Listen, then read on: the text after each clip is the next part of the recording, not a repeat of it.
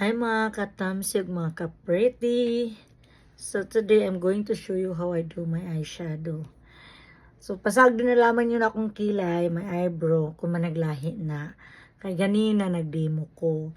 Nilanlain niya tao akong gidimuhan. Kini para sa isa ka tao. Nya kini para sa kita ubang tao. So karon kamo na pud akong dimuhan. So how I do my eyeshadow, di ba? Sagdi na lamang. So kay nang kuan na bata mag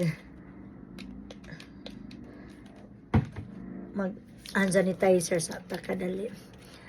Don't mind my eyebrow because this eyebrow is for different person. So pasagdi ira lamang na sa iya. So ang mahitabo